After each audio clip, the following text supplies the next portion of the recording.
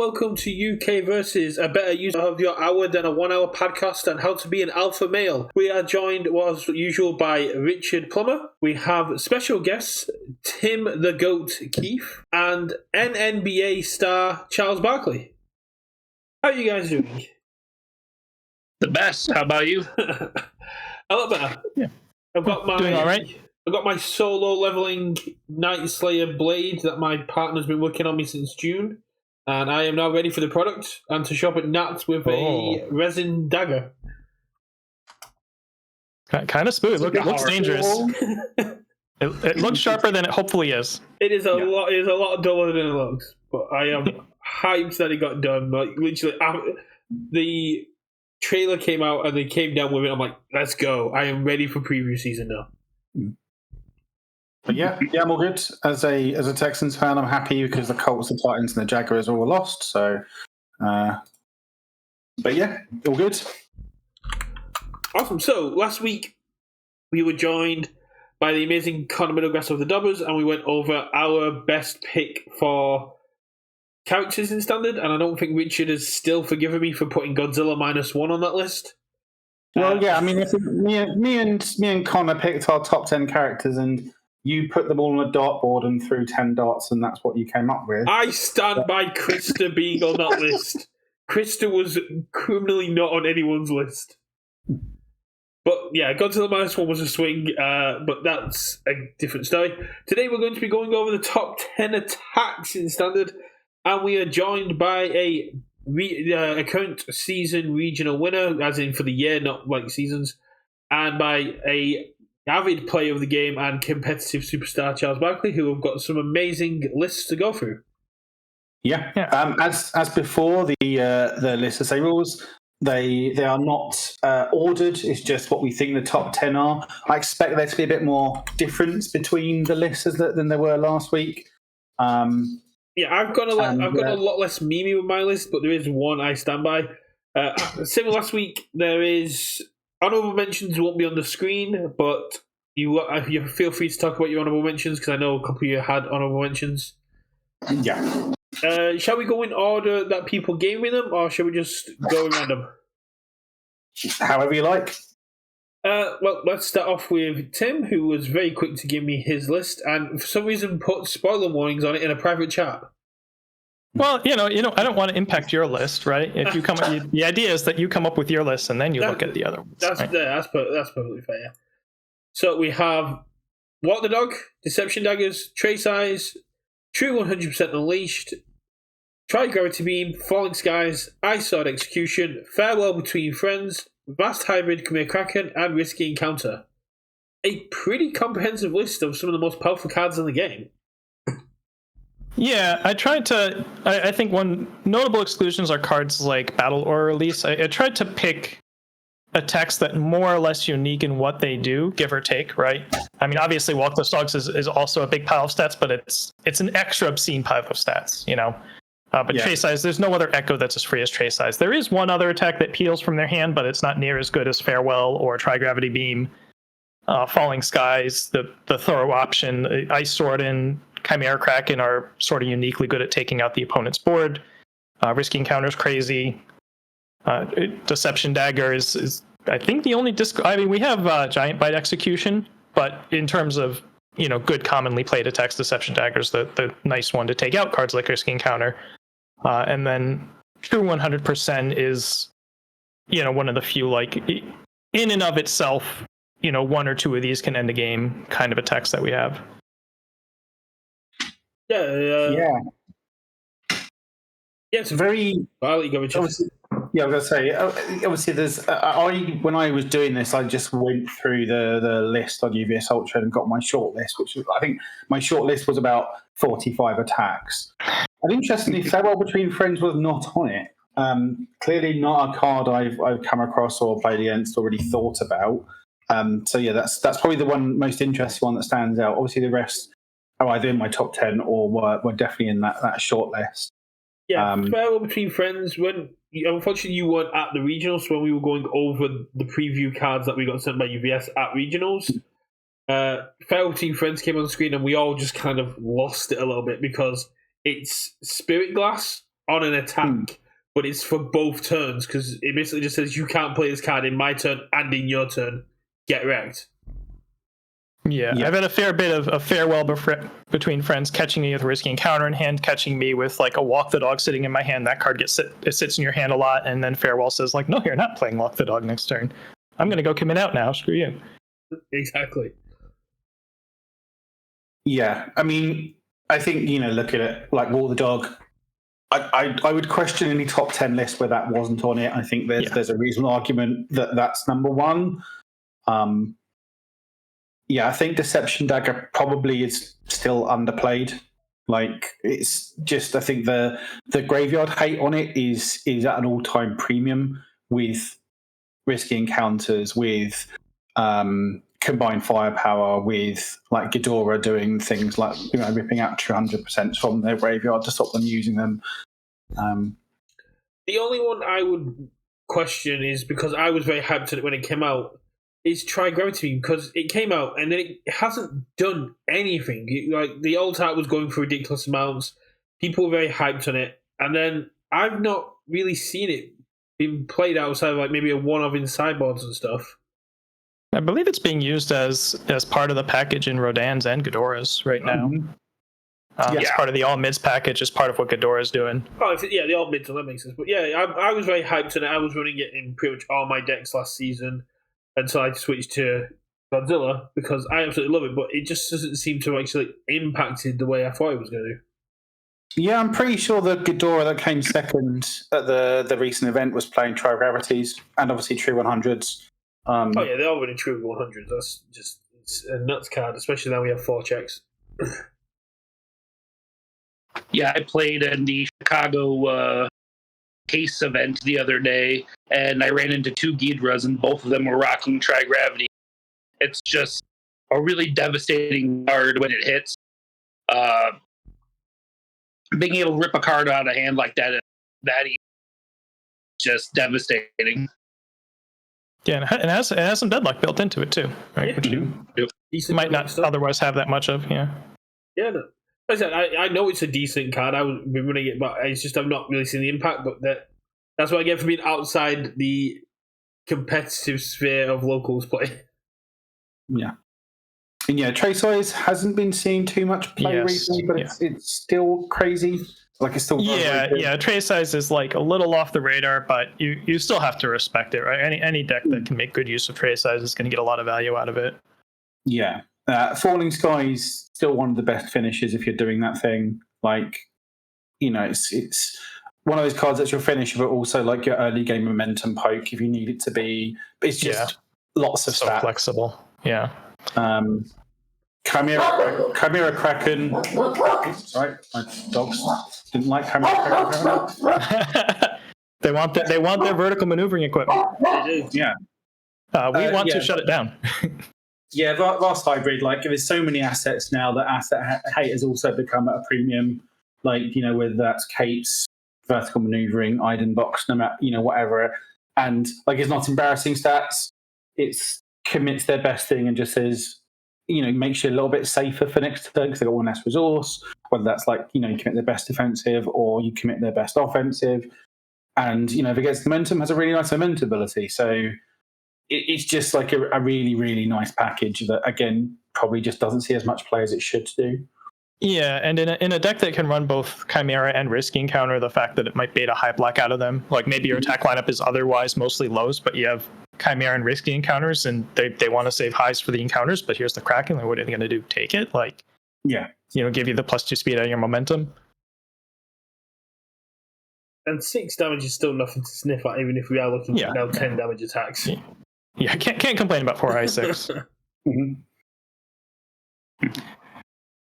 You mentioned Deception Dagger being great, graveyard discard hate with the removal, and like I said, there's not else much I can do. I think next week when we do foundations, we'll probably touch on some of the foundations that do the exact same kind of thing. But being able to get rid of your opponent's Risky, getting rid of their combined firepowers, get rid of the stuff that they're looking to loop is an absolutely key counterplay at the moment. Yeah, and this has shifted maybe a little bit with AOT, but pre-AOT, virtually every relevant deck was pulling stuff out of its discard pile. It was great. Like you go down the list, it was like everything but Godzilla was going into its discard pile and grabbing things. So discard hate is at a big premium right now. Yeah. So yeah, like, obviously Deception Dagger, it's, she's on the face of the card. It's sort of a mainstay in Toga, but I think there's more decks that just sort of discard it as it's a Toga card, and rather than think about it as actually, no, this should maybe be one of the key reasons and a reason to play a weapon package just so I can play this. Even if it don't necessarily go full, just because like you don't necessarily even need that momentum ability to be amazing. Like just as a 5 mid stun 2. Just like, hey, my riskies are gonna be stun 3. Like, all right. Yeah, exactly. Like again, it's just probably an underplayed card for how actually good it is. Yeah. Speaking of things, shout out my honorable mention. Mm-hmm. Yeah, go for it. I was just going to see if Charles had any opinions on the list before you did your honorable mention. Oh, sure. I actually think this is a great list. It's anything I didn't have on mine is stuff I was looking at other than Farewell. Farewell just wasn't one that was on my radar particularly. But I definitely see sometimes it's nice to be able to deny a card. But overall, it's a bunch of stuff that I 100% was, it's all great cards. I think Tim really knocked it out of the park. Yeah. I think anything that on here that isn't on my list would have been in like the 11 to 20, right? Yeah, so my honorable mention, and this isn't necessarily the 11th card, so much as just a card I wanted to shout out because I've been a little bit impressed with it when I've seen it lately, is Gargantuan Grapple. This is the 2-speed 4 damage throw that can option select, pay a momentum, get Breaker 2 or Stun 2. And it's just a good, solid, flexible card. I think that its main problem right now is that when people build decks on those symbols, they end up wanting to run City Rampage decks, and it's a 4-diff. But there's a nucleus of an Earth package where you just start with Falling Skies, Gargantuan Grapple, and like Battle Aura release, and you're kind of in business just off the bat, and you find a couple of good moves that you like. Just the flexibility of being able to have that random throw in your deck that can get you momentum, that you can like put damage on to close out a game if they don't have the throw hate, that can double up on your throw count with Falling Skies if it's an Earth deck, and not, usually if you try to do that with throw, you get punished with some terrible block, and it's kind of useless in like a long string situation. But this can at least stun 2 in a long string situation. It's a decent block. It's a +2 high. It can be Breaker 2 if you have the momentum to pay for it. So it's just a very, very nice role player, I think. Yeah, no, I've seen Gargantuan Grapple being played a lot more in the TTS games I've been playing recently, and it did catch me off guard a little bit because it's just, once they get momentum, it's a sneaky little Breaker 2 or Stun 2 out of nowhere. Yeah. Definitely something you're quite happy to put 3 damage on in Mount Lady too, right? If you're building on Thor Chaos. Yeah. And you've now slightly talking me into playing Endeavor Free Earth, because Gargantuan Grapple just sort of slide into that quite well. Let's move on to Richard's list, because we can sort of like go from the similar list and then into the more wild lists. So Richard's list is very similar. We've still got the Water the Dog, we've still got the Deception Daggers and other ones along the way, but then we've got a Ravages of War, Arm of the Wolf, Vile Seizing, Twisting Azure, and a repeated 100% smash added to the list. Yeah, so there's like Ravages of War is, I don't know whether it should be in the top 10, but I think it probably is. It's just so bloody obnoxious of an attack, and there's a little bit of it that's a placeholder for that 4-check tribal kind of thing in this, but which I think Ravages is the sort of standout from it. Armor of the Wolf, I still think is crazy as like your big dunk. I think there are a lot of answers to it now, but I still think the card is pretty insane. Like Twisting Azure was one I sort of ummed and ahed about, but I think you never do fair things with Twisting Azure, and how it's, everything around it has always been banned, and yet somehow it's avoided the ban list. But like, Travis's Elder Togro deck is still there, right? It's still a thing. You can still play that, and like I say, I think it's still just an awesome attack that does everything you want it to. Repeated, I think was an old one for me that I hummed and hard about. It's still a crazy attack. That like the package around it probably isn't necessarily as there as it wants to be, but I tried to sort of divorce it a bit from that and just, it's just like does everything you want. Viral Seizing was like the 10th on my list, and that again there's a whole bunch that I thought could be in that slot, like Battle Aura and stuff. It's just, again, it's a role player type attack, but I think it's a very, very big role player. Like that one high mid, it draws you a card on symbols like Evil that don't draw cards ever. And I think it's just ubiquitous enough to have it slot here. I mean, Connor did bring up last week that there are so many people now fearing Walk the Dog and all these lows that are floating around, including Black Abyss and all stuff. That some rocking up with an all-high packages like Ravagers and Vile Seizings could possibly just walk away with an event. Yeah, and Seizing still has one of the better deadlocks, right, in terms of on attack. So, yeah, and I think, it's funny how high people are on Armor of the Wolf and how forgotten repeated 100% smashes, because, like, at the end of the day, like, yeah, Armor of Wolf's response is going to give it, 3 or 4 or 5, whatever extra damage, but the nucleus of both cards is EX3 Powerful 3. Mm-hmm. So, if you're going to be high on one, you should probably be high on both of them, right? Repeated's going to ready at least one foundation, so it's a difficulty cheaper. You can play it later in a string. Yeah, when I saw the new Izuku Midori on the move, my immediate thought was Repeated Smashes back on the table. Commit 1 for +3 speed or +3 damages. Yeah. Just exactly what this has been waiting for again. Yeah. Any thoughts from Charles? Oh yeah, a lot of Ravages of War is definitely one I was eyeballing. Probably would be in my top 30. I just not positive that there's too many decks out there that really want to play the 8-bits. Just because if you check bad, it's such a punishing result. And then Repeated, I left off after thinking about it, specifically just because of how the fact that the package around it has eroded to the point where you just don't see the card anymore. I think the card's still really good, but it was definitely fell out of my top 10 specifically because of the fact that people aren't playing punches.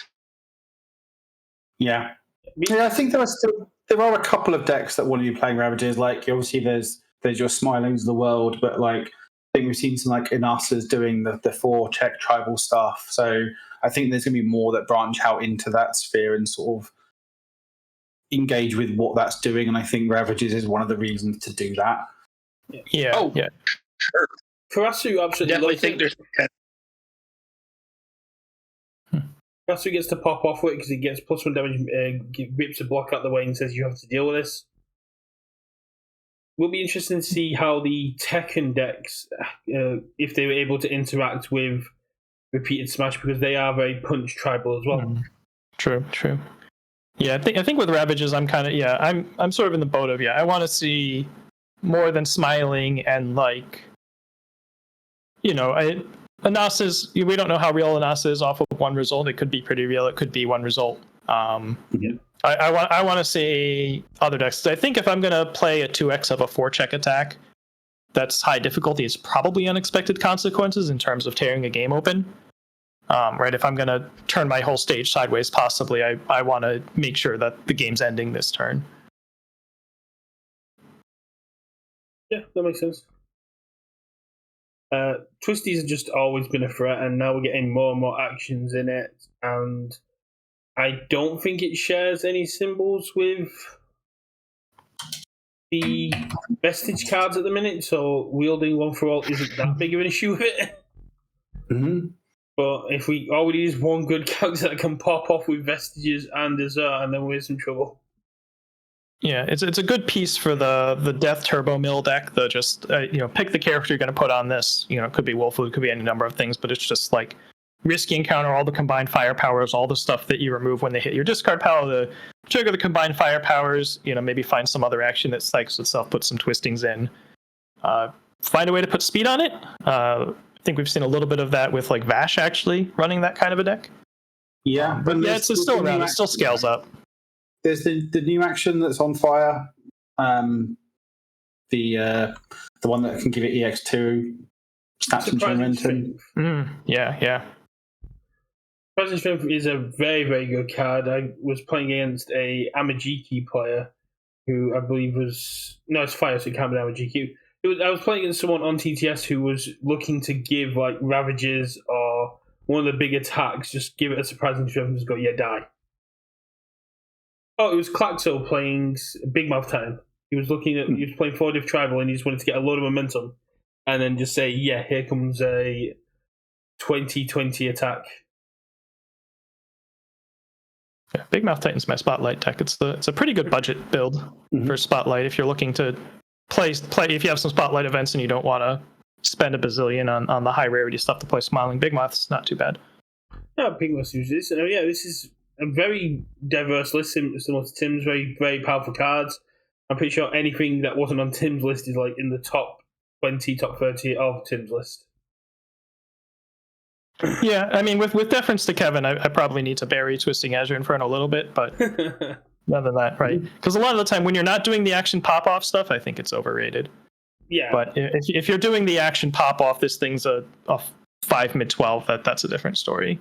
This is why in my video I said that City Rampage is better than Twisting Azure Inferno because it's more consistent. But yeah. I just think it's one of those cards that you don't do fair things with, right?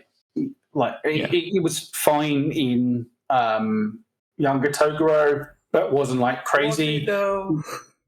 It's always been sort of fine in like Wolfwood, but again, not really necessarily anything crazy. But like obviously, it's the centerpiece of the Elder Toguro deck and stuff. And I think it's still always one of those things that you should be considering as and then like when you look at a set and like what actions have come out. Okay, does this interact with Twisting? It's just, again, I just think it's one of the cards that doesn't necessarily play into, use it fairly to get the best out of it. And it is one of those cards that can be broken, like see Punch and Judy. Yeah, that's why it got banned in Retro, because there was enough Retro cards that were replacing themselves that you drop this on turn 1 and you just killed. We will eventually hit a singularity, but hopefully there isn't enough actions in Origins of Power to break it before it dies, because once it's out of standard, it dies. Yeah. And my XRs become worthless. Well, there will still always be MHA Spotlight. Will there, though? Will there? So, any honorable mentions? Yes. So I've got sort of 3, really. So the first obvious one is Storm of Blades. It's clearly not top 10 in terms of power level, despite the fact it got a bit of a bump with, oh god, is it a Center Battle? The one that gets the damage. Oh, yeah, that silly card, yeah. Yeah, so, I've had someone do me 20 at the end of a string with that card. Just because one of my locals was playing Storm Blades.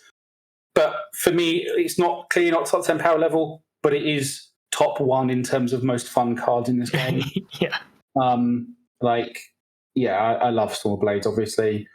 Second, Adam mentions it in chat, and a card that I could see getting its way into the top 10 maybe after regional season. It's a card I'm quite high on, which is Well Orchestrated Attack. I think that card's crazy. I think it's really, really good.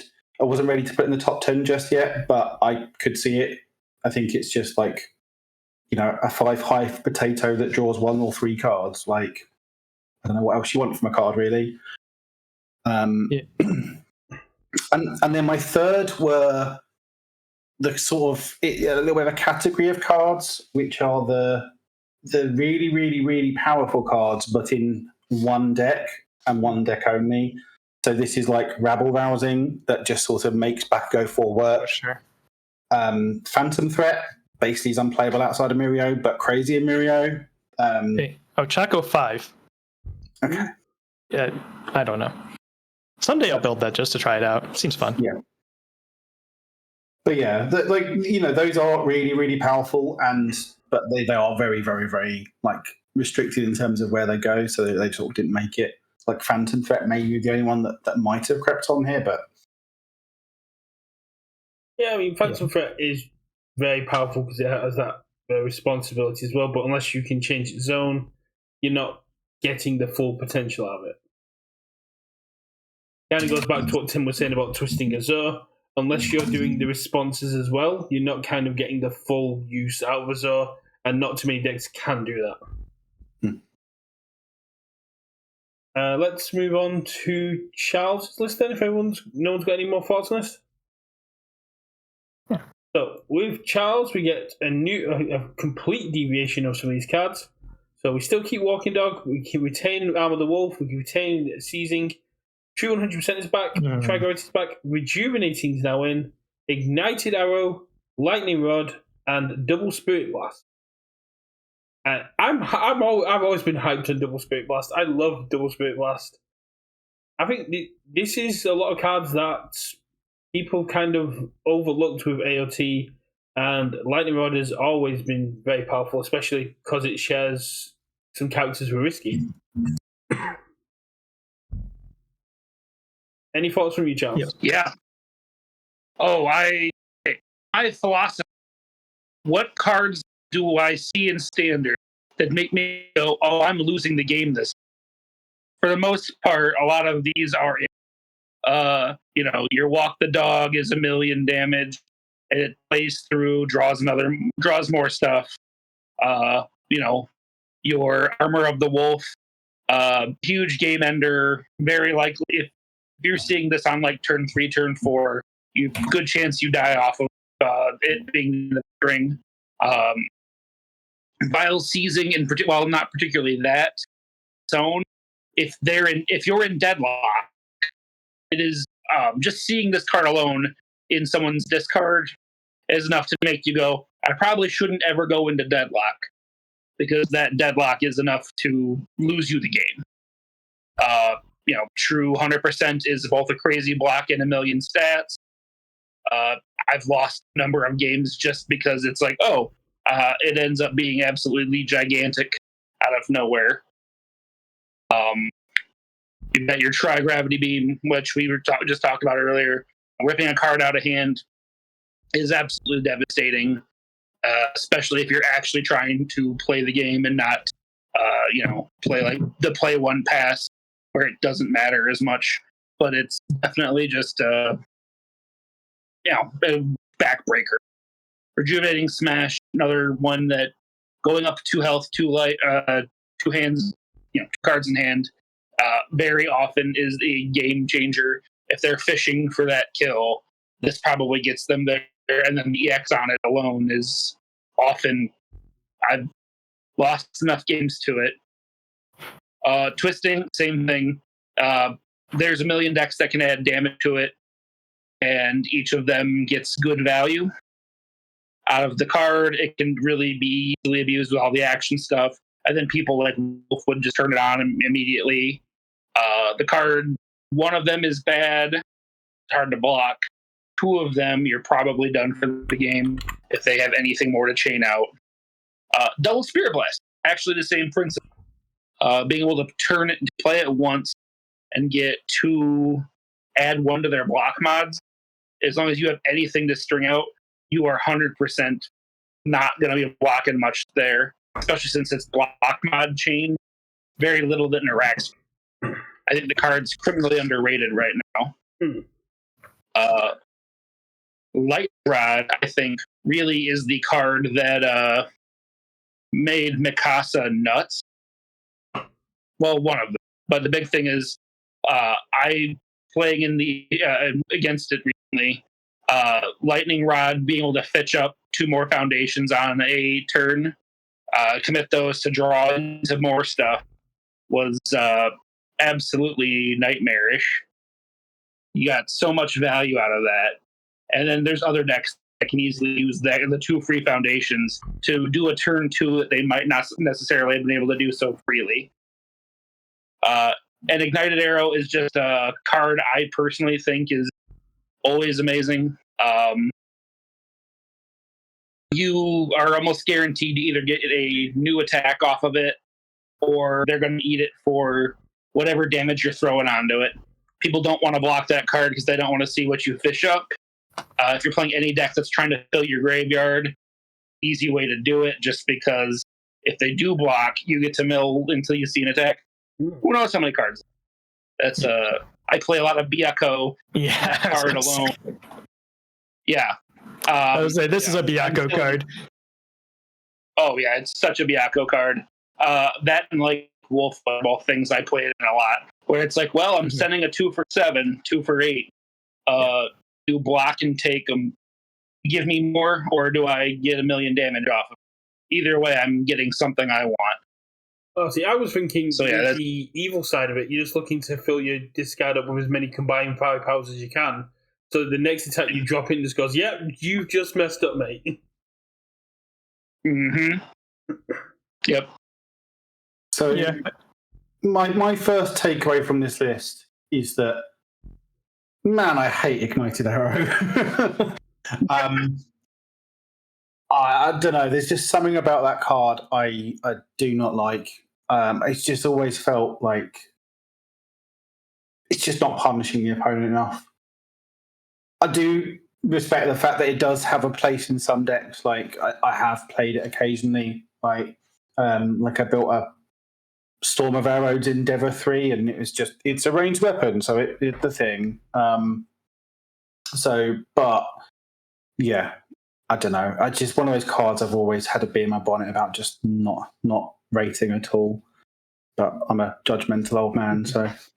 Yeah, it's definitely a card that there's a lot of people, at least maybe circa a year ago at this point now, would just slam Ignited Arrow in every single deck, even just like characters that don't even put damage on things. Like Ignited Arrow, that's a good one, and they just put it in, and the opponent takes 4 and moves on with their life. But if you're Byakko and it's 9 damage, right, it's a different story, right? It's probably, obviously I didn't put it in my top 10. I think it's a little too narrow for that, but when it's good, it's quite good. I think Lightning Rod was probably my number 11. Yeah, Lightning Rod was definitely high for me again. Yeah, it is narrow, right? It is one of those that only goes in certain decks. You need to either be a deck that is planning to just all in on 2 or 3, like as soon as you see it, you're just going to all in and you want every foundation you can get, like the old Mikasa lists, or a deck that's destroying foundations for reasons, which there are a handful of now, right? There's some interesting ones. But it is one of those attacks that has a unique shape. I mean, there certainly aren't very many deflect, forget, and momentum buttons in the game. It's kind of the only one. And it's the only attack that does what it does, really.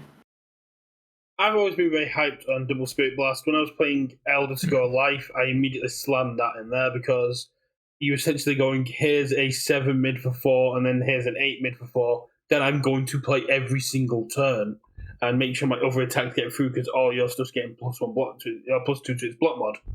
So I'm very hyped on this card. I think it isn't played as much as it should be, but I know there are a few decks out there that are still running it very religiously. Yeah, you build your own Vial Season Deadlock, right? And we all talked about how good Vial Season's Deadlock is. It's really, I think it's really just a symbol character. Like, people want to play all mid attacks, end up wanting to play focused attack, and then you don't want to play the Echo. The good symbol's not really getting played much right now. The life symbol has Smiling Titan problems, but it's really good in and of itself. Yeah. I think Rejuva's gone into what Tim was saying about Repeated Smash. It's still a very, very good card. It's just been overshadowed by everything else that's come out, and going up to cards 2 life and 1 health is for 1 mid block is very, very good, especially with all mids going around. Yeah. Rejuve is a card I have an up and down relationship with. Like, sometimes I love it, sometimes I hate it. Like, I've tried it in Ymir and didn't really like it, but like I've loved it in other decks. Like I enjoyed playing it in Rodan when I was doing Rodan punches. It's just it's one of those cards I can never fully quantify in my brain exactly how good it is actually thing, or whether it's a bit more of a trap in what it's doing and and the awkwardness sometimes of having to play it as a second card to really have it be not blank. Yeah, I had a Genkai list early in, like, for the Wish tournament format because I was too stubborn to play younger Toguro like a smart person. And that deck's Rejuvenating Smash was the entire deck. It was the way I'm going to win games. If you're playing defenses, I'm going to hope I draw 3 Rejuvenating Smashes before you kill me, because each one's going to come for 11 or something. And then I have no plan otherwise. That was the whole deck. See, my Wish tournament was Evil Elder Toguro, and then for the webcam online regionals, it was Life Elder Toguro, where I had the same game plan, which was I'm going to play Spiral Blast, I'm going to play Rejuvenating, and I'm going to keep gaining health and make this the most infuriating game you've ever played. And unfortunately, David Toombs was on the end of that, and he did end up top 8 in that, but we tied, I think, round 2, round 3, because I just gained like 40 health in a single turn. It's nasty. But yeah, this is a really decent list, and I think Charles has got the greatest honorable mention of all time. A card that was on my list until a last second revision had me take it off, just because people aren't playing it. Double Jab Pummel. That card is still super good. It extends turns out greatly. The draw 2, discard 2 is amazing filter. So it's either they're getting free damage on you, or you're letting them dig to extend out the turn. And with the +2 to check the turns, it's just this absolutely wonderful card that bridges things out. People just aren't playing charges that much right now, but I think it's definitely one of those things that's still a super relevant card, and in the right deck will be absolutely great. Yeah. You're just encouraging him, Charles. You're just encouraging him, honestly. See, he expected it to be on my list, but Tim had the right idea by sending the blackness. When I saw that was your honorable mention, it's like, cool, I don't need to put it on my list. Someone's already going to be talking about it. So, obviously, I don't know how much you watch of the show, Charles, but obviously there's the meme is that Brett plays nothing but Double Jab Pummel. Which is weird, because I haven't played it since, when I last played Dabby? However, I have put Cheerful Uppercut into every deck on that symbol. But I thought you were going to say, like, man, I haven't played it since Thursday. No, I have not played. I haven't played. I've not played Double Jab Pummel since I did some testing for Justin Birch's Rodan list before he went to Oceania, which ran Double Jab Pummel. That's the last time I played it, and that was TTS. Last time I played a physical copy of it was last time I played was Mina 1 last year when I was running the Mina award, the Victor's Loop. That's how old it is. So what you're saying is you're prepping it in the shadow. Yeah, and I now need to prep in the shadows. It will probably go into my repeated Smash Deku 6 Void list, because it is a punch. And I can just run charge punches and just have that one as the only non-punch in repeat Smash. Anyway, speaking of Cheerful Uppercut, I think it's time for my list. Yeah. Just briefly on Double Jab Pummel, I do agree with you, Charles. I think there is a charge deck somewhere that I don't know where it is, but Lightning Rod's a charge. I'm pretty sure Falling Skies is a charge.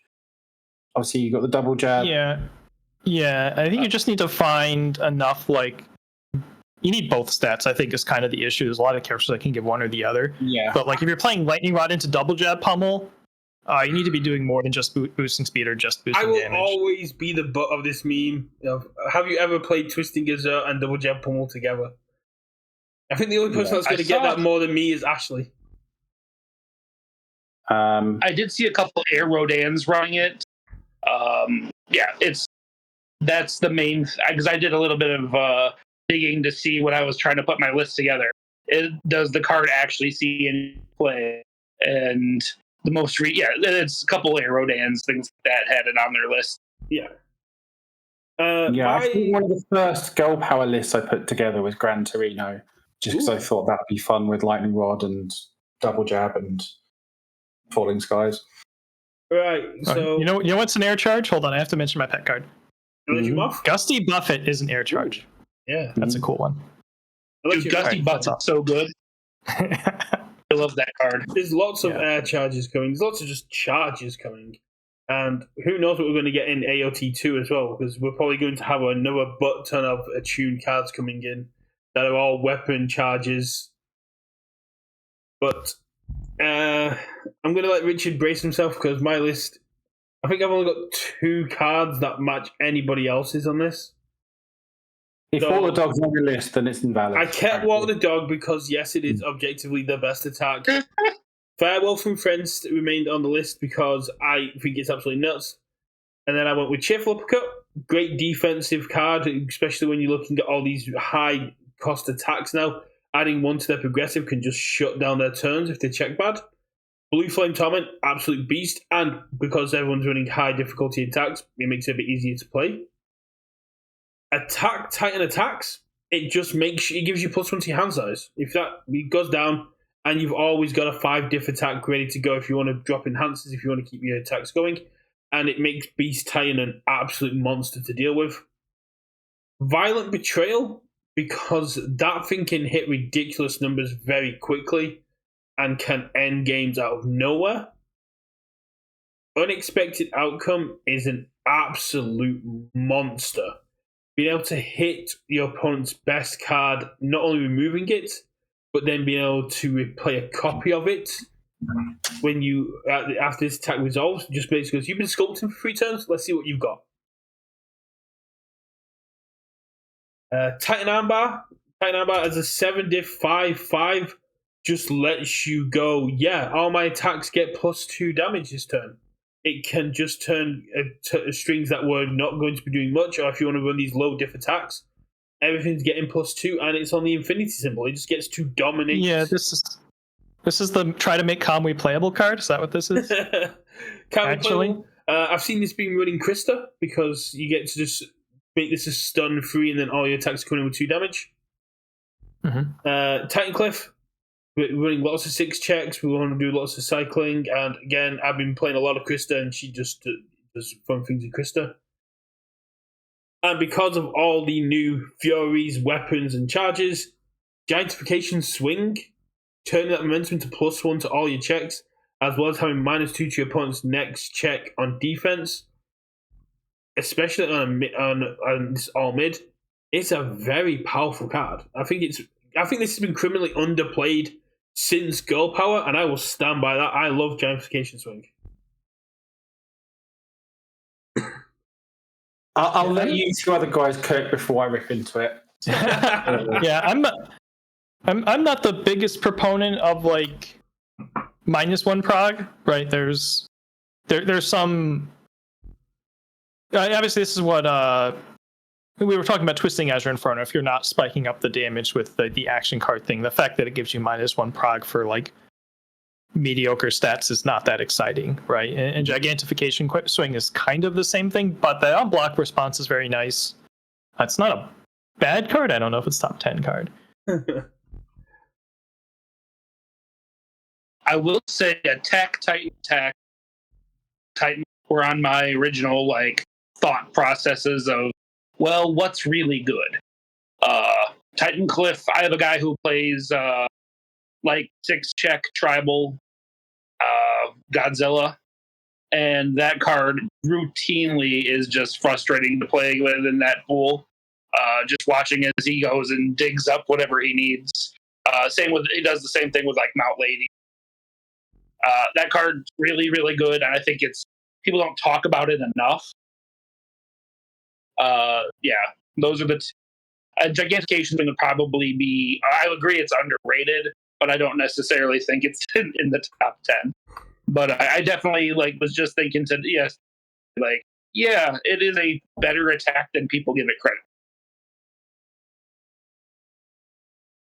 Yeah.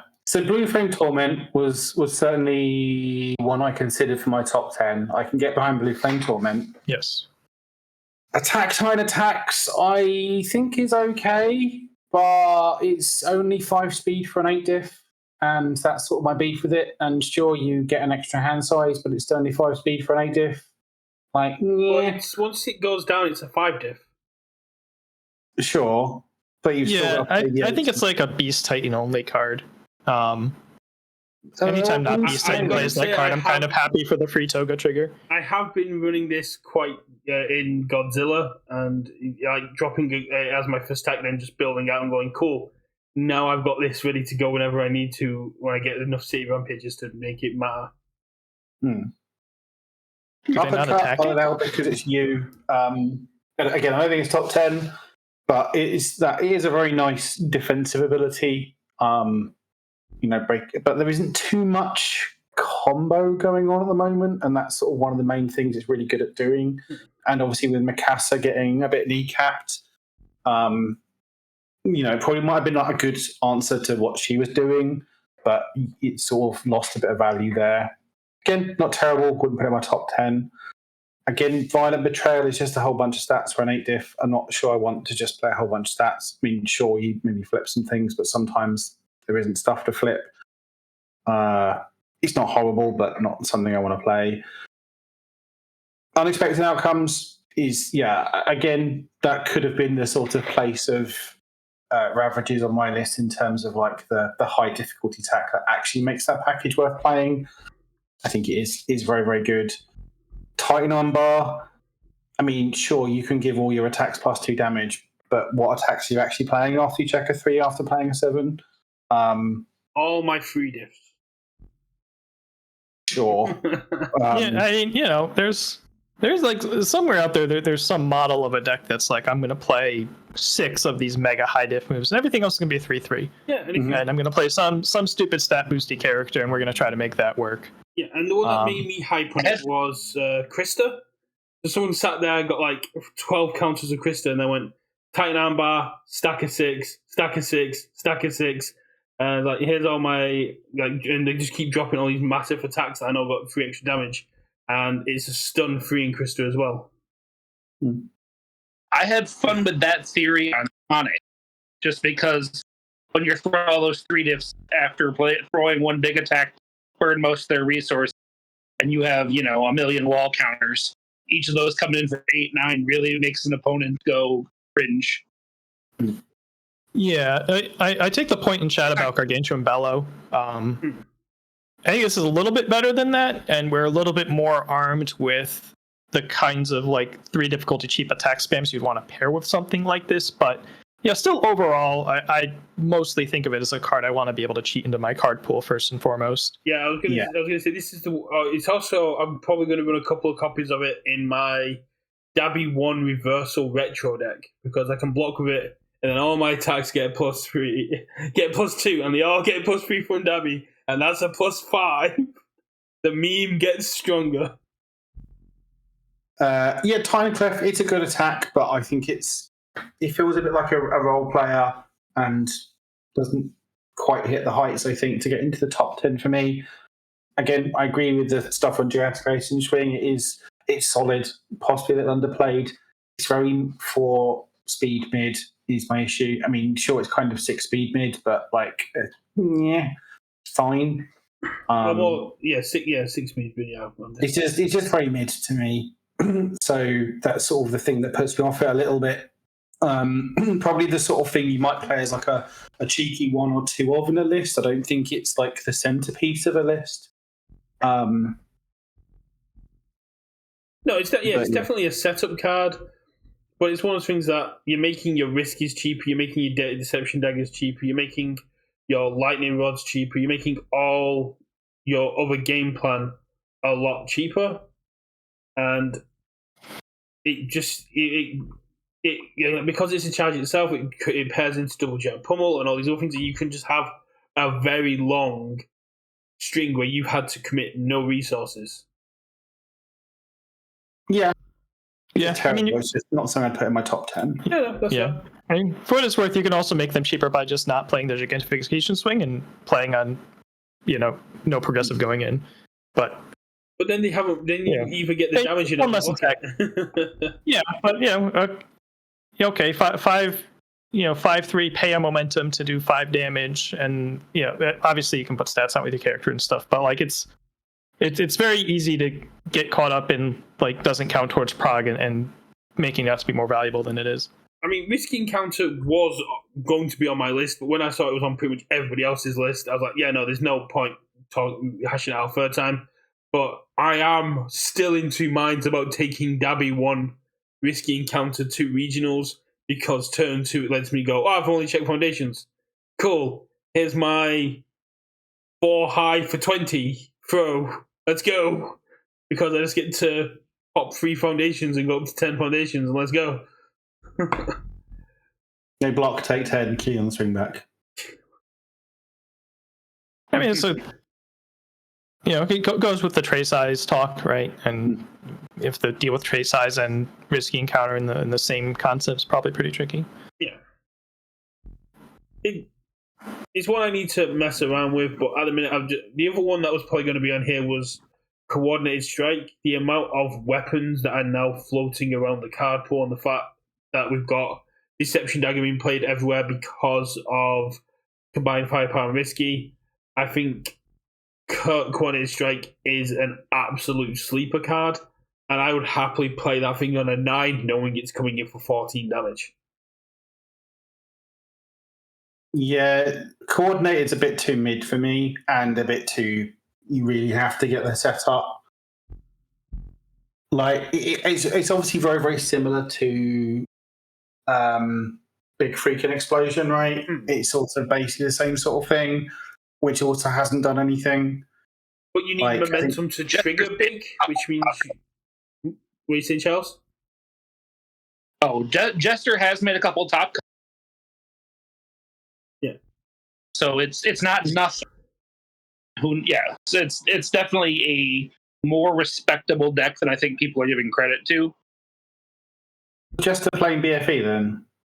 The main issue with BFE is you've always got that recoil chance where you're going to get damaged yourself, and you need momentum to trigger it. I can launch Coordinated Strike as my first attack, knowing that it will probably be getting at least 3 or 4 onto it. And if I'm running someone like Levi, I go, cool. Say I'm on turn 3, turn 5, I go, here's a 5 mid for 11. You have to block this. I'll then play I'll play another attack, pick that up. And then I'll play some more attacks that allow me to pick up these 3 diffs I've been playing. And I go, and just keep exhausting your resources with all these cheap attacks. And then just, here's my 5/14 again on a 9. Because I've had to pay no resources from all my low diff attacks. Yeah, I mean, Blast Rush Turbo is a good card. I mean, 5 speeds for potato damage have their place, for sure. Mm-hmm. They're usually end up being pretty niche, and they're in like a couple specific decks at the end of the day, right? I'd say the same thing about Well-Orchestrated Attack, especially as a 2-check, right? It's 5 diff for potato stats. They're not a dime a dozen, but there's quite a few of them that you could go for that don't check 2s.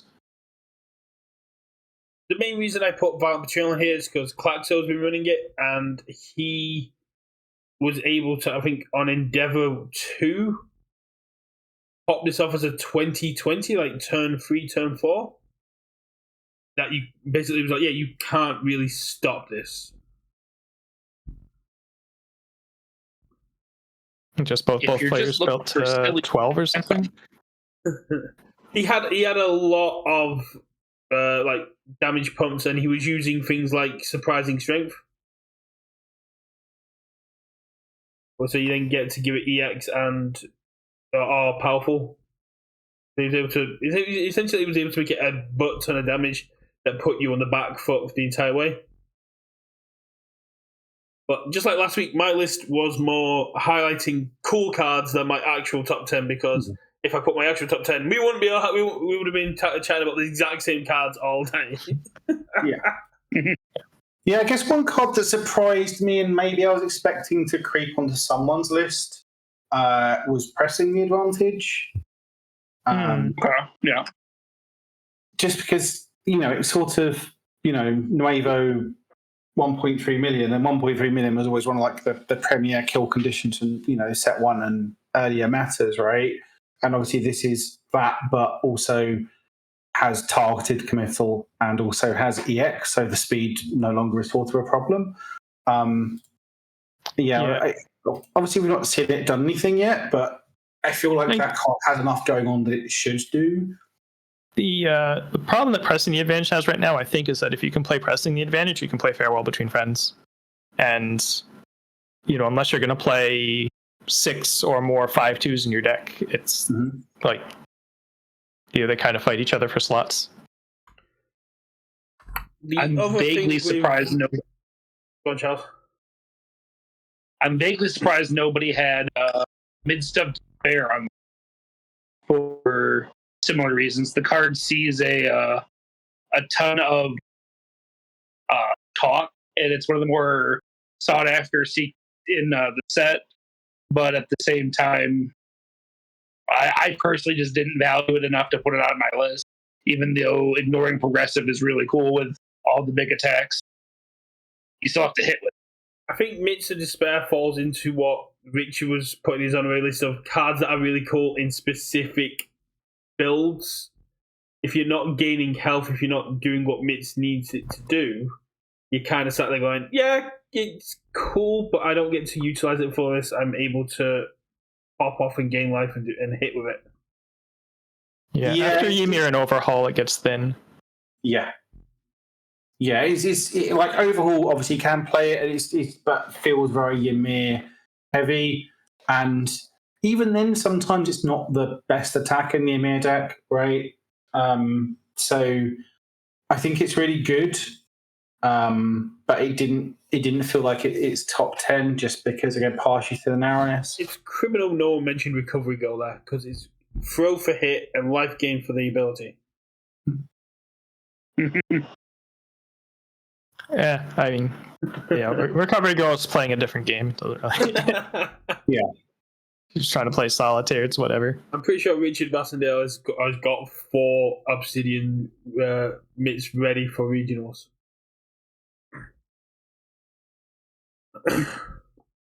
How are we all feeling about regionals? Because we brought this up a little bit last week and stuff. I think this is going to be like the first regionals where we're all playing with different card pools. Because you guys going with just what we've got now, then Oceania gets going with the Dark Hero Challenger Series, and then literally 2 days before our regionals drops Tekken 8. So it's going to be completely different card pools for all those events. So are the Tekken ones legal for our regionals? I can't remember. Yes, Sean has confirmed that Deku on the Move and Jin and June are going to be legal for regionals. It's certainly exciting that the other 2 regionals have brand new card pools that are not necessarily solved as they go and play. I mean, we haven't even seen the Tekken cards yet, more than a couple. Yeah. I think the NA regional is going to be, it's going to be warped around Smiling Titan and people within the confines of, you need to not get blown out by Smiling Titan. How do we deal with all the largely control decks that dominated the last regional?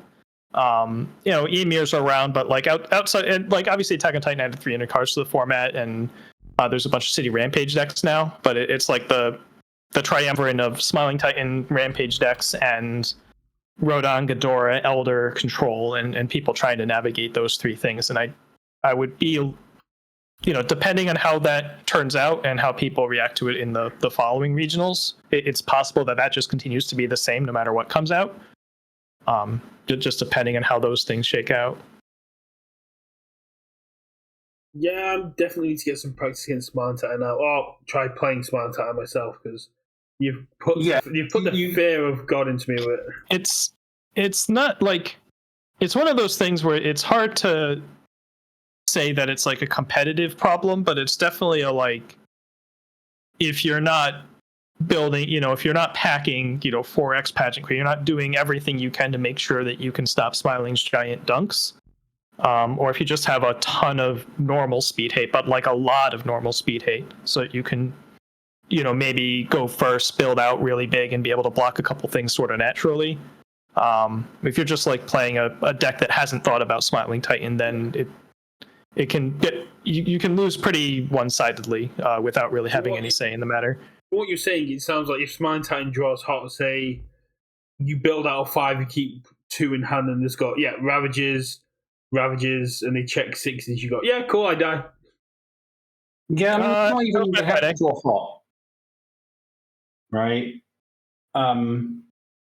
It's. I don't think Smiling is like the best deck in the format. I don't think, but it feels like a gatekeeper, and like that you have to be this tall enough to ride, because like obviously you might go the entire tournament and never face one, right? They might not be people that play it, or they might not do well, or you just manage to dodge the bullet. But if you're not prepared and you come up against one, it's just going to kill you.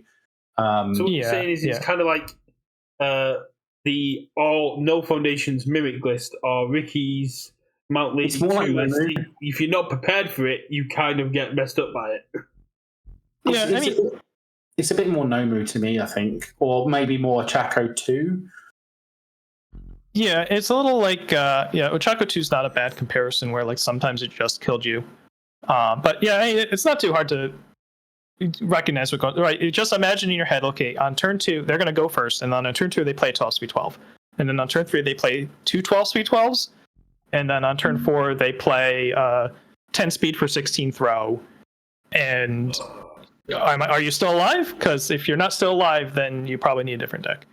Mm-hmm. And there's a lot of decks that are just dead to that would otherwise make sense to play. Yeah. I mean, I do always build a bit defensively. When I play Godzilla, people are like, this is the most defensive Godzilla I've ever seen. And I finished middle of the pack, so maybe my defensive is going to actually pay off this time. Yeah, I mean, just for reference, I was testing against my local's Toru 2 deck, right, with Smiling. This is Toru 2 with main deck Referee Juries, I think Iden Box, Ichigai, Broken Psyche, the Condescending Explanation, and Toru 2 against like 10 different attacks. And I still won the set, right? So sometimes it doesn't matter what hate you have, and Smiling will just say, well, I went first, I built 6 because I'm checking floors always, and maybe you built 3 or 4, and oh no, you didn't have like your hate, you're just dead. So, and also like it plays, will often play things like Chomp, it plays obviously Ravages, so it's constantly messing with your stage. It just has a lot going on that can brutalize you.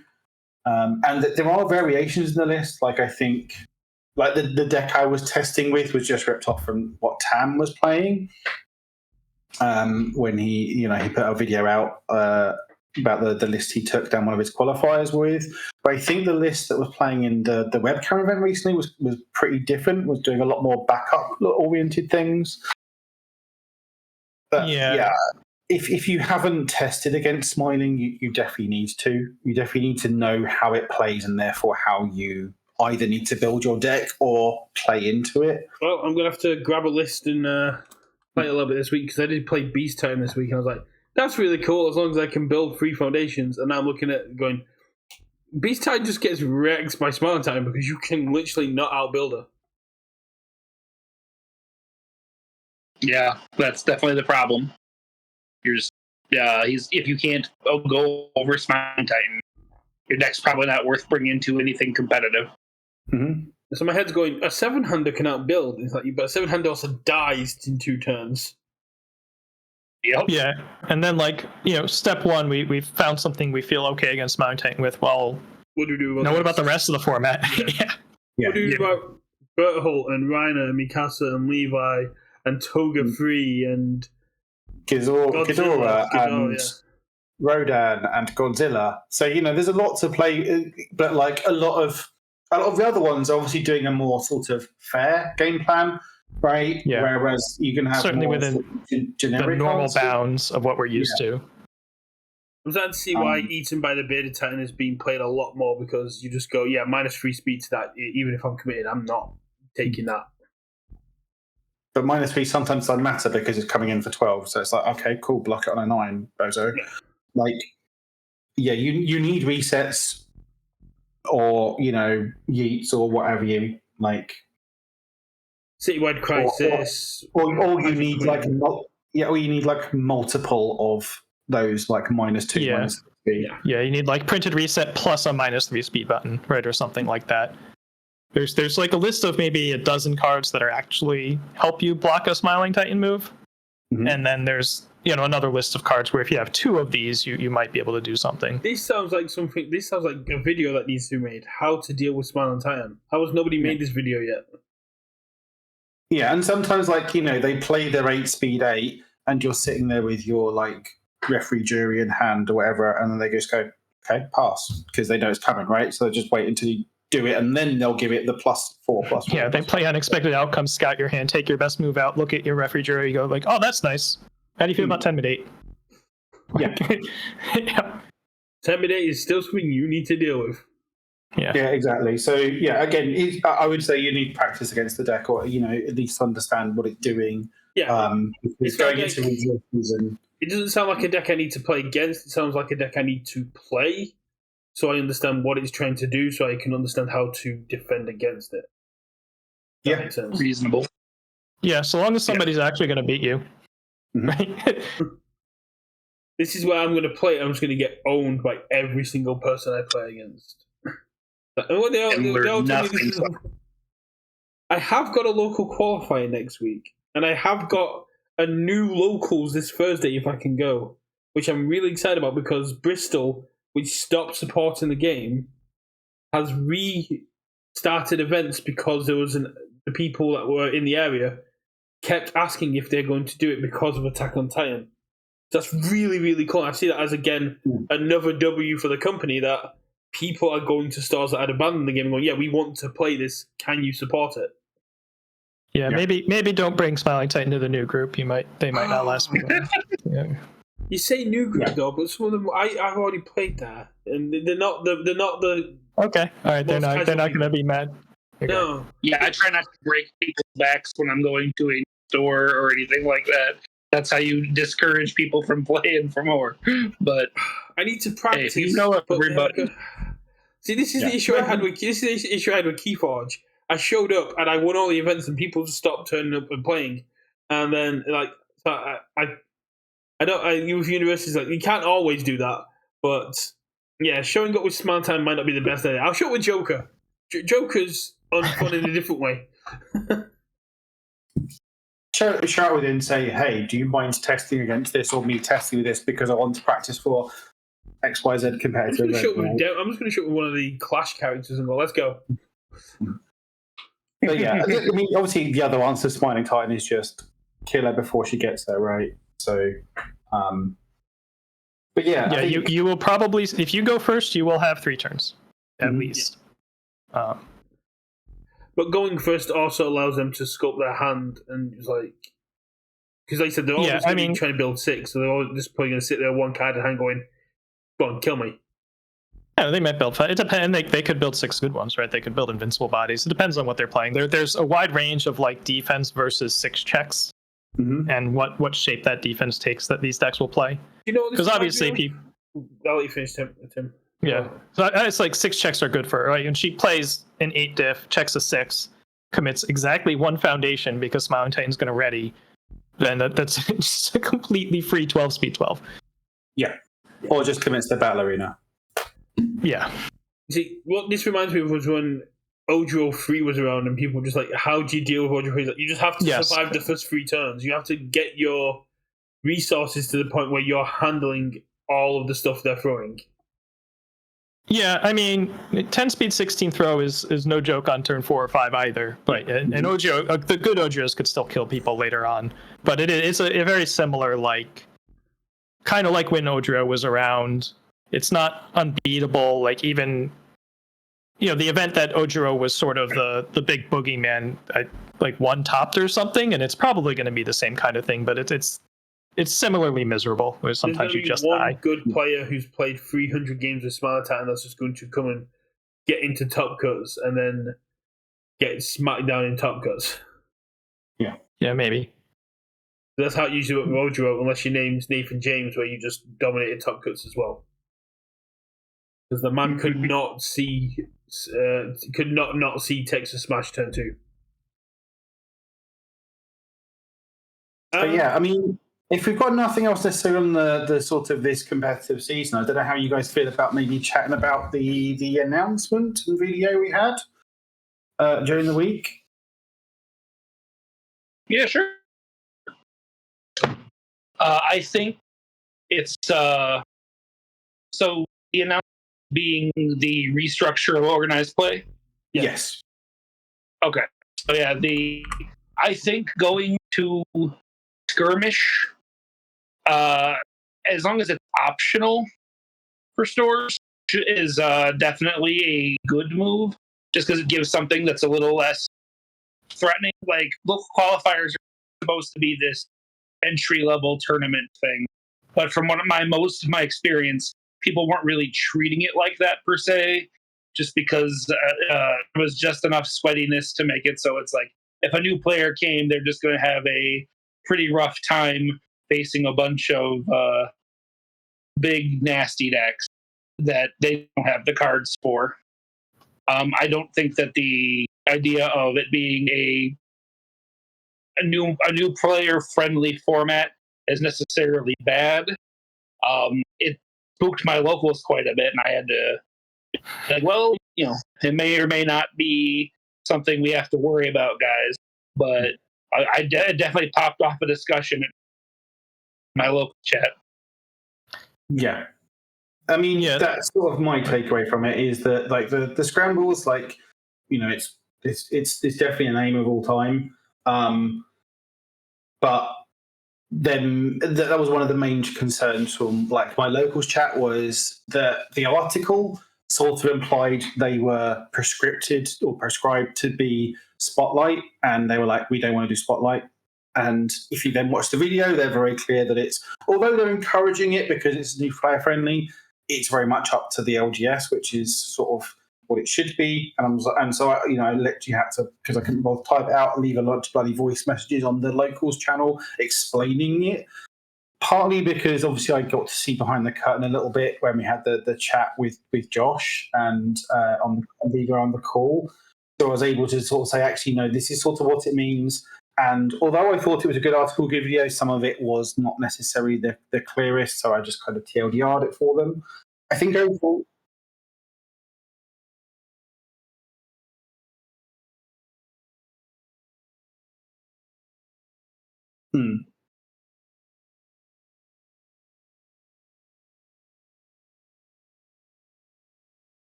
Yeah. I think overall it's good. Like, I'm certainly willing to give Josh the benefit of the doubt. Like, he's obviously got a track record of doing well in this sort of area. And like, I think overall it's quite a good article. I like the video. I think it's a good idea. I think we do need more competitive events. Obviously, I think the sort of egalitarian of like, USA get 3, EU get 3, OCE get 3 didn't make any sense. Like, I understand, I like the idea of them trying to sort of, give us all a bone, but the simple fact is all the money in the game mostly lives in the USA, so it should be weighted towards you guys. You've got more players and stuff. Not saying you should cut off events from the EU and OCE. We want our regionals and our competitors have to go play in, but you guys should get more. It just makes sense. Nationals going away. It's always nice to play at nationals. Like the idea of it being a national tournament and winning and being national champion is something to dream of. But I also very much agree with them. Kind of, nationals sort of taking away from regionals, and so like I'm fine with it. But ultimately, I think I like it. The main thing, obviously, it doesn't talk about, and the main thing I think it's going to be on everyone's question is, when are they going to fix pricing? Yeah. It's a lot is going to come down to the promo quality and how good these prize walls are, and like these scrambles, right? If you want to empower an LGS to put their foot down and say, no, this is Spotlight because we have 3 new players, and I don't want to, I want to give them a bone here. Your veterans that don't want to play Spotlight will still show up if they want the promos. Yep. If your promo is Scout Downtime, that's not going to happen, right? And also, I think there's not a lot of clarity in the article about exactly how many regionals there are going to be. Yeah.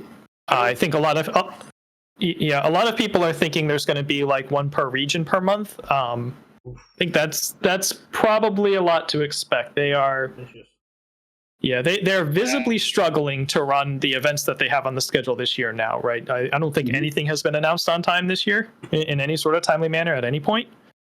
And some of that's with the transition and with the old team and transitioning to the new team, but like still, I don't think they're going to have that many more events overall, if they do at all, right? They just took 3 away by removing nationals, right? If they do literally 1 a month plus Worlds, that's 11 events, and this year's 13, right? So they could even do less events total, but having something going on somewhere every month will be so much better for player engagement and consumption and content creators having things to talk about and that sort of thing. Yeah. It'd be very good for also, the company themselves that they can, if they spread events out rather than having a month of pure Lenoko's got to get around, all this influx of data, and also it works better for bands and erratas because if you've got one major event every single month, and you're going to be putting, and with the fact that championship points to get to Worlds are going to be at local level, I hope we see deck lists come back for information.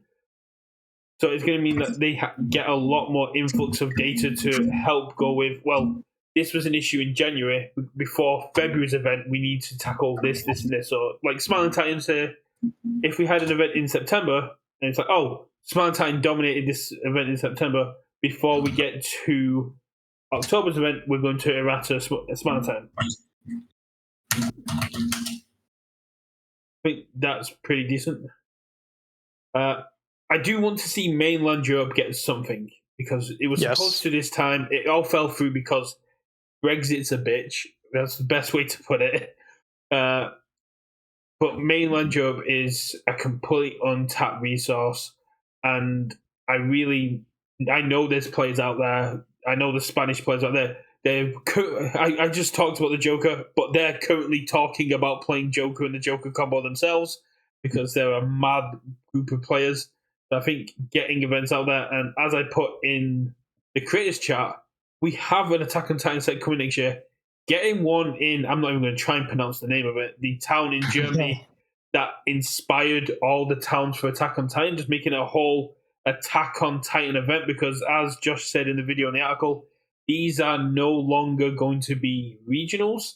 These are going to be events. They're going to be bigger than what they are now and designed to draw people in. So it's not just going to be the players there. It's going to be friends, family, people who are interested in the IPs just coming in and then getting experience through the game through an event rather than going, oh, it's a card game. I don't know the rules. I'll just pass it by. Yeah, it's going to be interesting, to be a little cynical here. We'll have to see how that goes with their current practices to outsource all their TO duties, right? Which is something that a lot of card games do, but it's kind of hard to both do that and to make sure that these are the kinds of events that they want them to be. So we'll see if they can pull that off.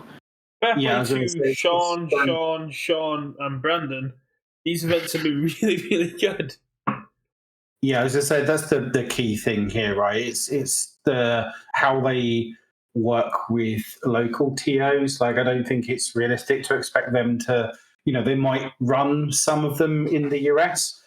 I think the idea that UVS Games could possibly run a regional like TO it themselves in either EU or Oceania, I think is entirely unrealistic and are reliant on finding people to TO it over here in Oceania.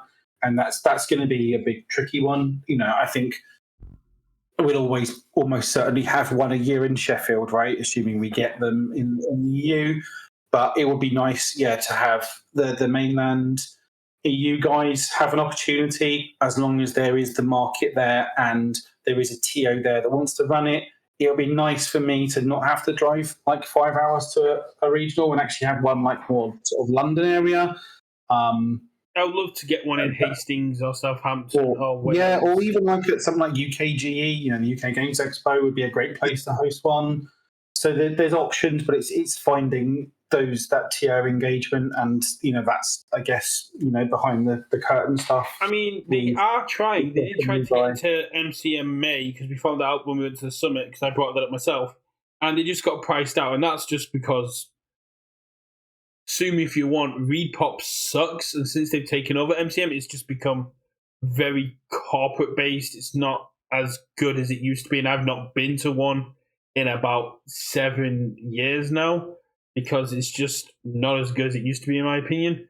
But if you can get anime conventions to hold this kind of game, you're also going to get access to the voice actors, and you're going to be able to like double dip with that aspect. Because I do believe Christopher Sabat is going to MCM in October, and it's the exact same dates as our regional. So although it would have been a bit more expensive, if we could have got to go to MCM for our regionals and then taken our All Might cards, our Kuwabara cards, and gone to Christopher Sabat to get them signed, that's an event. That is some great synergy, and more people are going to be more interested, because when you're in the queue to get those cards signed, people are like, what's that? It's like, it's my Universities card. I'm going to get the voice actor of the character to get it signed for me. Yeah, I think those sorts of cons don't really necessarily lend themselves to sort of games, right? Like tournaments. So they do, because I just tweeted this out earlier, because MCM literally just announced their lineup of Dice and Dex. I'll go to my Twitter. I'll go to the UK versus X, because I set one of those bad boys up. It's Twitter. Nobody calls it X ever. That's fair. So let's have a look.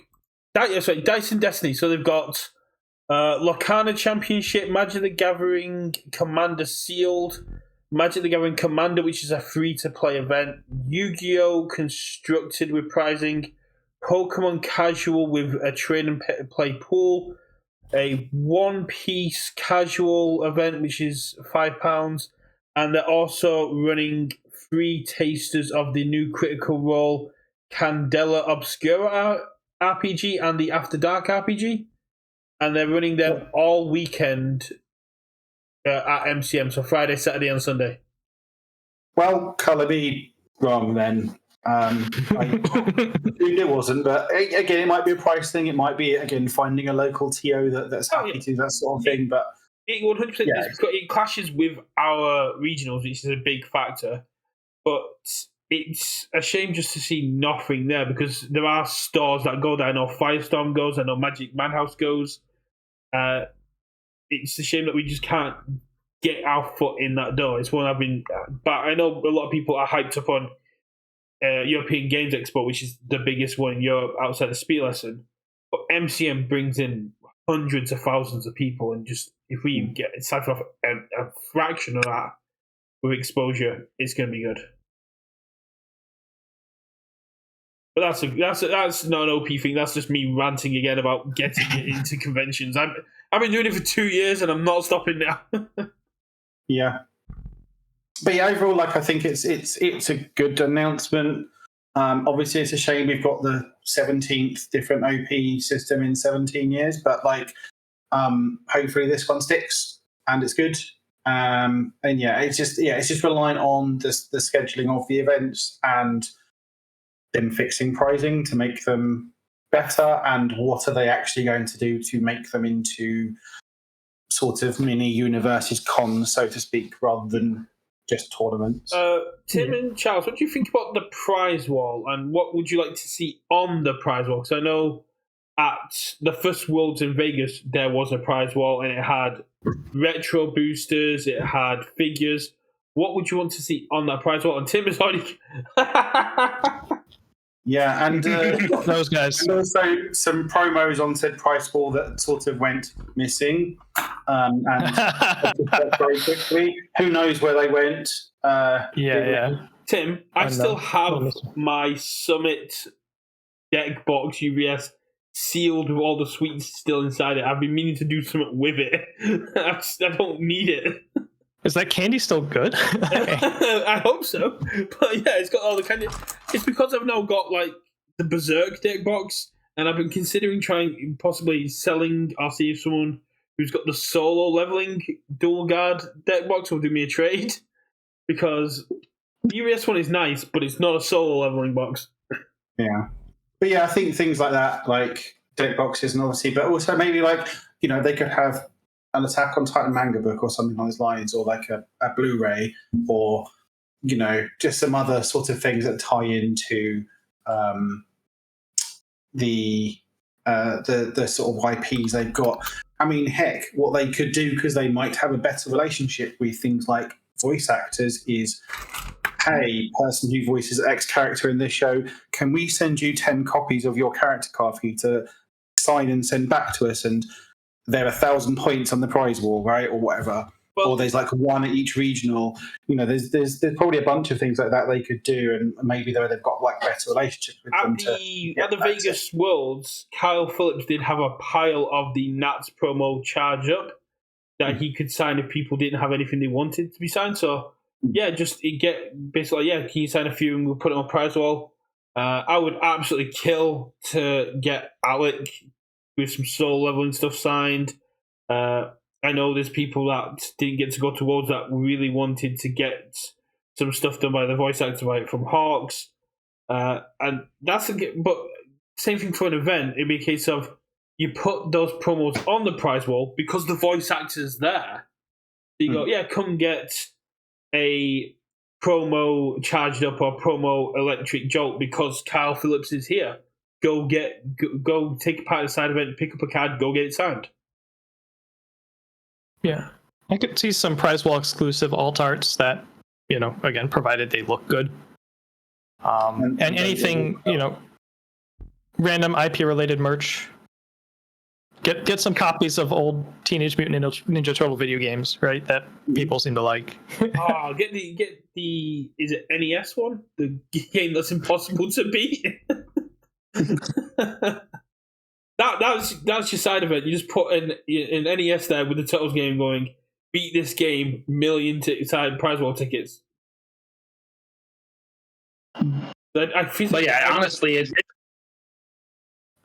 I think it 100% matters entirely what the level of promos are. As long as the promo quality is good, that's what's realistically going to make or break an event thing, especially for the prize wall, because that's generally the draw for that kind of thing. But new playmats, new deck boxes, you have an easy thing to get people to grab, like figures, statues, stuff like that isn't necessarily a bad idea either. Any kind of merch you can get your hands on. They've just announced a solo leveling Nendroid, and it's got like a little level up screen on it. It's got a little dagger. It's got a little ingress next to him. It's like, put that on a prize wall. I will drop from the main event, and I will farm side events. I will go up to like the staff members doing their gunslinging that give you the extra tickets, and I will play the sweatiest decks. Giant cards and grab sheets. Oh, giant card. Thematic giant cards, like you get like a massive 10-foot colossal titan.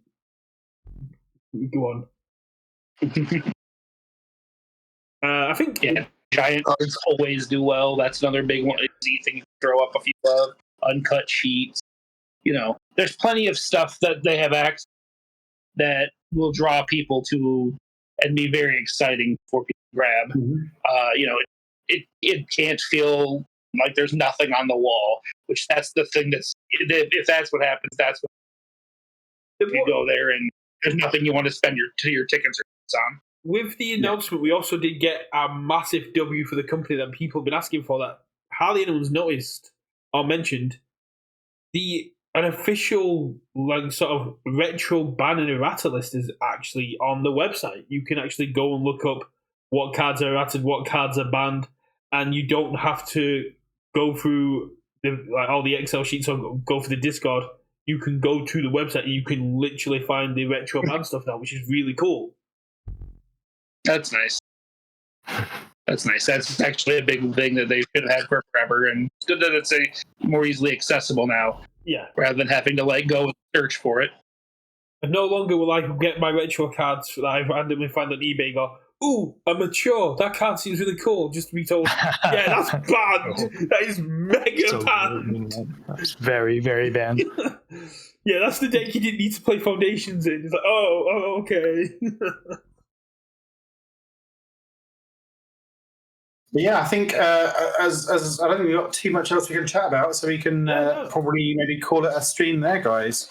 Unless you guys have anything else you wanted to talk about or mention. Pretty good. No, that's good, man. Thank you. No, I mean, you guys had some really interesting takes, really interesting lists. I take it you're both going to be in Atlanta in a month? Be at what? Are you both going to be in Atlanta in a month? Are you both going to be at regionals? Oh, probably not, honestly. I would like to be. It's weird timing. Yeah, I actually probably won't be either, just by virtue of I don't want to go and job with a meme deck again, and I still don't want to go and be a sweaty tryhard. And yeah, so there's not a whole lot. I could go and just hang out, but I can also just stay home. But It's a lot of money to do that. Here's the question, Tim. Would you be more willing to go if there was a nice prize wall with lots of stuff you could get for just playing in side events? Yeah, if I had confidence that there were going to be side events all weekend that I wanted to play in with prizes that were interesting to get and other people that would be participating in those things, then yeah, I might go. Atlanta's a pretty easy trip for me overall. Yeah. It's just I don't want to go and sit around on Saturday doing nothing and hoping people are around for board games on Sunday or something like that. Yeah. Go for the content, Tim. Go for the content. You can just sit and film and interview people and have fun with friends. That would be a violation of my low effort content creation.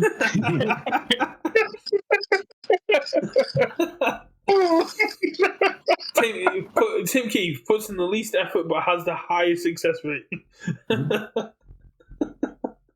So yeah, thanks very much, guys. Obviously, if you want to do a quick sign off, let people know where they can see you guys' content, and whenever you want to put a video out every so often, Tim, and see those. You have just put out a decent video as well. Yeah, I guess I'll go first. Yeah, so Satonis, CETONIS on YouTube, TK Satonis on Twitter, though I'll randomly once in a week or something post about either Genshin Zenless or UES or Altered. Usually one of those things, but not much to see there, but you can follow if you want. The YouTube, I just did a top 20 prospects list, which is just characters that haven't made a top shit this year that I think are possibly pretty good. And my next video is going to be an actual deck building guide. I have the PowerPoint thing done. I just need to sit down and record it, really. I've got a deck building for beginners video going out this week as well. Yeah. This is good. There'll be 2 takes, so it'll be fine. Yeah, very good. Mm-hmm. One of them will be more correct than the other. No, see, because mine is literally you need to have non-attacks in your deck so that you can check well. Okay. We're a little past that. Yeah. But yeah, mine is literally building your first universes deck. Yeah. Because someone on Reddit asked for it. People need that. Yeah, people need it. Someone on Reddit was like, "How do I build a deck?" And people were like, "Oh, here's links to deck lists and stuff." And someone's like, "No, I want to know literally how do I build a deck?" Oh, and I put a massive paragraph. I'm like, I can just make this a video. What am I doing? I've been very active on the Reddit recently, and Tim does a good job of keeping it moderated. Oh, the people on there just really nice. Who knows? Yeah, we do nothing. It's a small Reddit. They kind of handle themselves, right? You can't go into a small Reddit and be a jerk and to the 50 people that are on there. It's not. Yeah, people told me stay away from Reddit. It's really toxic. And I look at our Reddit. It's just people being generally nice and hyping each other up because they want least toxic place in the community. Yeah, it's really, really cool. If you're not on the Reddit, do join the Reddit because there are genuinely new players or people interested in the game looking for advice. But don't be a dick. It's a nice place. And Charles, would you like to talk about your content and your infuriating shorts where you open things with the wrong playmat and the wrong music playing? So, I make I do YouTube stuff on Team Froglog Krogdog. I also do TikToks of the same on the same name. I film everything I open up hack wise, throw it up on there. I have other stuff I should be uploading. I've got a couple deck lists I want to share. I just haven't gotten around to it because I've had stuff going on. But when life's busy, you do what you do. But there's lots of cool card games out there right now that are super fun. Versus is one of them. And a lot of stuff's real fun to play with right now. We're in a golden age of card games. Yeah, I did see that your shorts are sort of becoming less Attack on Titan and more Altered Clash. I've been doing Alpha Clash every week at my locals as on another day. So I'm going to my locals 3-4 times a week right now for cards. It just really comes down to what I'm uploading, what I have in the can for PAX film. Sometimes we had some weird weeks where I didn't get a ton of we didn't fire locals once because of people all being sick. So didn't get PAX that week.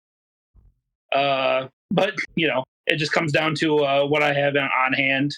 I'll probably be opening a lot of Flesh and Blood because there's a new Flesh and Blood set dropping again. I filmed some Altered stuff because I bought some Altered. Had a lot of fun with that. My store's been involved in that. So I'm involved in 8 card games now. Honestly, that's Charles has never met a bad card game he doesn't love. Speaking of games, so there's plenty of bad ones.